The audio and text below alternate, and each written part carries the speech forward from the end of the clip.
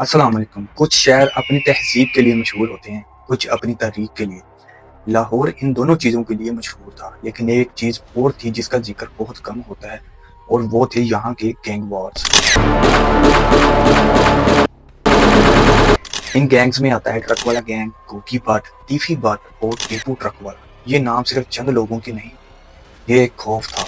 हर नाम एक कहानी, और हर कहानी किसी की मौत थी। कत्ल जो कभी हल नहीं हुए, और इनकाउंटर्स जिन्हें आज भी लोग याद करते हैं।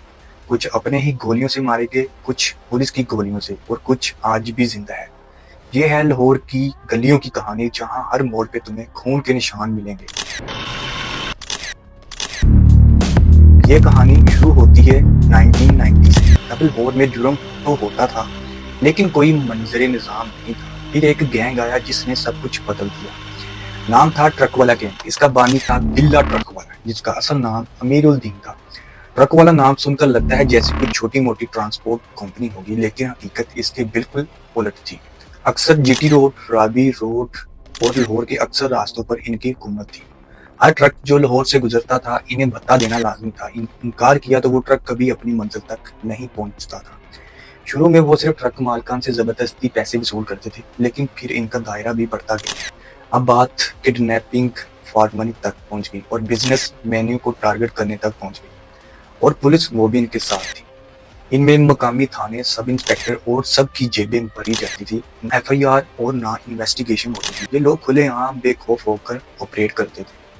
ट्रक वाला गैंग ने ऐसा काम किया जो इससे पहले लाहौर में किसी ने नहीं किया था। इन्होंने ऑर्गेनाइज्ड क्राइम का एक मुकम्मल निज़ाम बना दिया। ऊपर से नीचे तक हर शख्स की एक जिम्मेदारी थी। कौन पैसे इकट्ठे करेगा, कौन हिफाजत करेगा, कौन पुलिस को संभालेगा, सब कुछ एक सिस्टम के मुताबिक चलता रहा। ये एक ब्लू प्रिंट था जो आने वाले तमाम गैंग्स के लिए नमूना बन गया। ट्रक रूट से शुरू होने वाला ये सिलसिला पूरे लाहौर में फैल चुका था, लेकिन ये तो बस पहला कदम था। यहाँ से जो लोग निकले वो आगे चलकर लाहौर की सबसे बड़ी गैंगस्टर बने। ट्रक वाला गैंग का दौर लाहौर में गैंग्स कल्चर की बुनियाद रख चुका था, मगर अब आने वाला था एक नाम जो आने वाले सालों में सबसे ज्यादा खतरनाक बनने वाला था। नाम था गोगी भट्ट। जब गोगी भट्ट और तीफी भट्ट का रूज आया तो पुलिस ने गोगी भट्ट के घर पर छापा मारा। जराये के मुताबिक सीसीडी पुलिस ने गोगी भट्ट की गिरफ्तारी के लिए कार्रवाई की, मगर गोगी भट्ट अपने साथियों समेत पहले ही जेर जमीन हो चुका था। ख्वाजा अकील, दुनिया जिसे गोगी भट्ट के नाम से जानती है, पहली बार इसका नाम पुलिस रिकॉर्ड में एक डकैती के केस में आया। तब से लेकर आज तक ये नाम कभी खत्म नहीं हुआ। इसका नाम दहशतगर्दी, कत्ल, अगवा, बराए तावान, हर जुर्म की फहरिस्त में गोगी भट्ट का नाम मौजूद था। जैसा कि गोगी भट्ट अकेला नहीं था, इसका कजन टीफी भट्ट भी इसी रास्ते पर चल निकला था। दोनों भाई एक मिशन ट्रक वाला फैमिली के साथ दुश्मनी, बिला ट्रक वाला दाता दरबार और पुराने लाहौर पर राज करता था।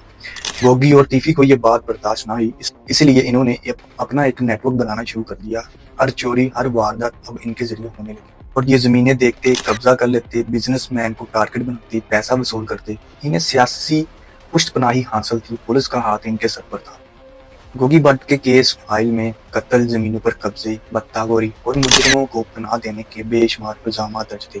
अब आखिरी बड़ा केस था आगरा पुलिस स्टेशन में सब इंस्पेक्टर शकील भट्ट के कत्ल की साजिश, यानी पुलिस वाले भी इनसे महफूज ना थे।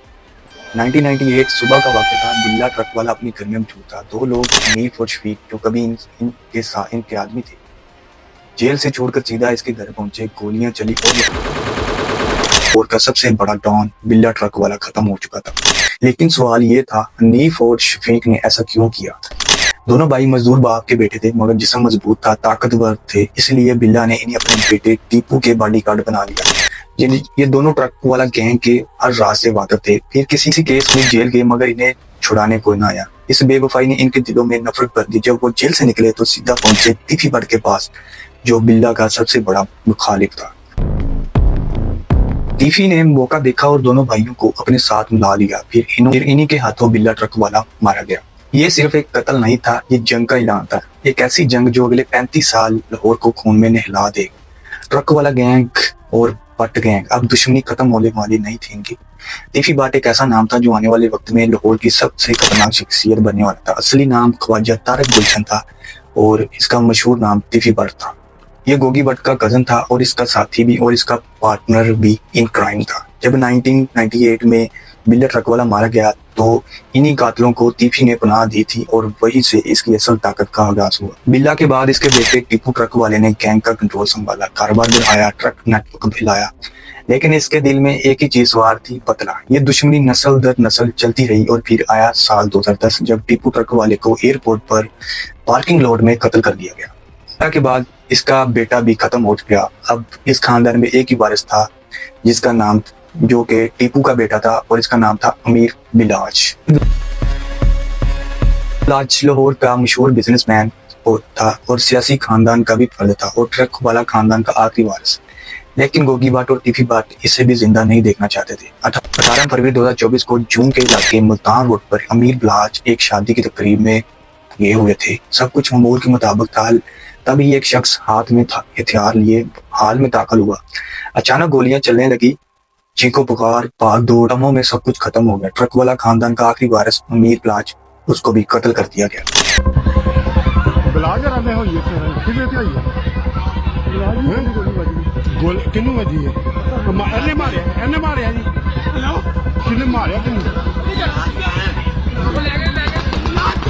इस कत्ल में एक ऐसी बात सामने आई जिसने सबको चमका दिया। कातलों को अमीर बिलाज की मौजूदगी किसने बताई? वो कोई गैर नहीं था बल्कि इसका अपना दोस्त था, एहसन शाह, अमीर बिलाज का करीबी साथी, जिसने टीपी बाट को इत्तला दी कि बिलाज आज शादी में आएगा, कब, कहाँ और किस वक्त, और इसके साथ कितनी सिक्योरिटी होगी। दोस्त ने दोस्त को ही धोखा दिया और दुश्मनी को एक परफेक्ट मौका मिल गया। तफ्तीश में जब ये बात सामने आई तो एहसन शाह को गिरफ्तार कर लिया गया। लेकिन कहानी यहाँ खत्म नहीं हुई। जेल के अंदर एहसन शाह की एक ऑडियो रिकॉर्डिंग भी लीक हुई जिसमें वो एक पुलिस अफसर की कत्ल की मनसूबाबंदी भी कर रहा था। नहीं हुन मैं जेल दा तो हुन फनकार हो गया, हुन जेल दा काटू हो गया, मेरा ब्लॉग लोग बदल दिया। कैसे फनकार है? मैंने टीम बड़ी अच्छी बना ली। सबसे पहले मैंने सोचिए चले ना 1 महीने के अंदर ही मैंने तोहफा दे देना वो आपको, बड़ा जबरदस्त। जो बदामी पागल है ना जिसने मेरे साथ ड्रामा किया, कौन हो? तेरे पापा का दोस्त कौन है जो मुझे पकड़ के ले गया? हाँ, पूरा सेट कर दिया इंशाल्लाह 1 महीने के अंदर। फिर ये आवाज लाहौर की जेलों से पूरे मुल्क में घूमती रही और चंद दिन बाद खबर आई एहसन शाह पुलिस मुकाबले में हलाक हो गया। बाग के इलाके में मुबैना पुलिस मुकाबले में बालाज टीपू कत्ल केस का मरकजी मुलजिम एहसन शाह मारा गया। न्यूज आती है कि सीसीडी की कार्रवाई में एहसन शाह मारा गया। कत्ल केस का मरकजी मुलजिम इनकाउंटर में खत्म हो गया। यूं ट्रक वाला खानदान की 3 नस्लें, दादा, बाप और पोता, सब इस दुश्मनी में मिट गए। ये जाती जंग थी अमीर बिलाज की खानदान की, किसी और से कोई दुश्मनी भी नहीं थी सिवाय टीपी और गोगी बाट की। इन 98 में शुरू होने वाली ये खून की जंग अब इस कत्ल पर आके रुकी। पुलिस ने तफ्तीश शुरू की, कई मुलजमान को गिरफ्तार किया गया। बिलाज के खानदान ने FIR में टीपी बाट और गोगी बाट दोनों के नाम दर्ज कराए। ये कत्ल हेडलाइंस बन गए, वीडियो वायरल हुई, सोशल मीडिया पर तूफान मच गया और अब टीपी बाट का नाम सिर्फ लाहौर में नहीं पूरी दुनिया में गूंजने लगा। इस कत्ल के बाद टीपी बाट ने पाकिस्तान छोड़ दिया, पहले ग्लासगो फिर दुबई। बाट के खिलाफ 24 मुकदमात और टीपी बाट के खिलाफ 4 बड़े केस, दहशतगर्दी, कत्ल, डकैती, जमीनों पर कब्जा, जुर्म की तफसील में इनके नाम दर्ज थे।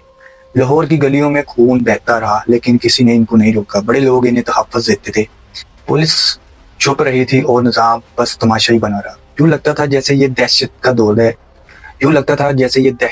है जो कभी खत्म नहीं होगा। फिर आया फरवरी 2025। पंजाब हुकूमत ने एक नया अदारा बनाया, क्राइम कंट्रोल डिपार्टमेंट, जिसे CCD के नाम से भी जाना जाता है। ये कोई आम पुलिस नहीं थी बल्कि एक स्पेशल फोर्स थी। इनका सिर्फ एक मिशन था, ऑर्गेनाइज्ड क्राइम का खात्मा।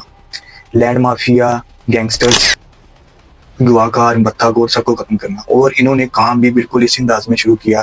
पहले हफ्ते में 4 क्रिमिनल्स मारे गए, फिर 5, फिर 10, फिर 15। CCD बेरहम थी। ये तो ना किसी सियासी तलक को देखती थी, ना रिश्वत, ना सिफारिश। इनका पैगाम साफ था, अब पंजाब में कोई मुजरम महफूज नहीं है।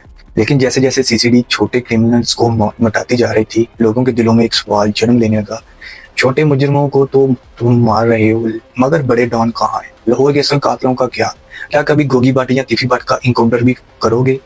CCD बहुत बड़ी फने खा है, तो कभी गोगी बट या तीफी बट का इनकाउंटर तो करके दिखाएंगे। वहाँ पे आप चुप क्यों बैठे हुए हैं? तो बंदे मार के बाहर बैठे हुए हैं। आपका जोर सिर्फ गरीब के बच्चे पे चलता है, छोटे चोर पे चलता है। बड़े गैंगस्टर्स हैं जो गैंग वार लड़ते हैं, तो घरों में घुस के बंदों को मारते हैं, उनके ऊपर जोर नहीं चलता आपका? फन्ने खा हो। सोशल मीडिया पर शोर मच गया, लोगों ने CCD को चैलेंज कर दिया, तुम्हारी ताकत सिर्फ गरीब चोर पर चलती है।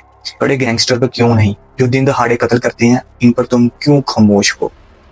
हुकूमत को अंदाजा हो गया अगर अवाम का इत्मीनान वापस हासिल करना है तो बड़े शिकार करने होंगे, और बस अब सीसीडी का निशान न बदल गया। टारगेट सिर्फ एक गोगी भट्ट और तीफी भट्ट था। अब तीफी भट्ट पाकिस्तान में नहीं था, पहले क्लास को फिर दुबई। 70 साल का बूढ़ा, लेकिन अभी तक कानून से छुपा हुआ था।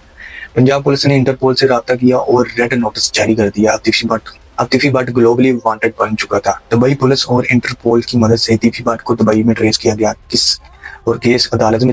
केस अदालत में चला। सबको हैरत हुई जब तीफी भट्ट ने खुद कहा, मैं पाकिस्तान वापस जाना चाहता हूँ और अपना केस कानूनी तौर पर लड़ना चाहता हूँ। शायद लगा कि इसके सियासी ताल्लुकात अब भी काम आ जाएंगे। और फिर एक दिन आता है 11 अक्टूबर 2025। तीफी भट्ट को दुबई से पाकिस्तान मुंतकिल किया गया। कराची एयरपोर्ट पर लैंडिंग और वहां से सीसीडी की कस्टडी में ट्रांसफर।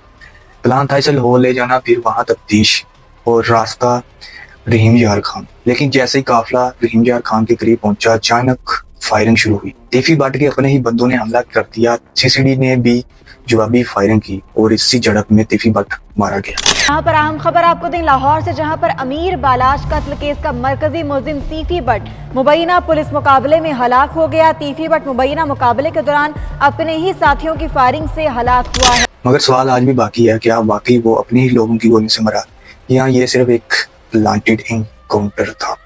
जो भी सच हो, नतीजा एक ही निकला, तीफी भट्ट का इंजाम। खबर आग की तरह फैल गई। चैनल्स, सोशल मीडिया, हर तरफ उम्मीद प्लाज कत्ल केस का मरकजी मुलजिम तीफी भट्ट हलाक हो चुका है।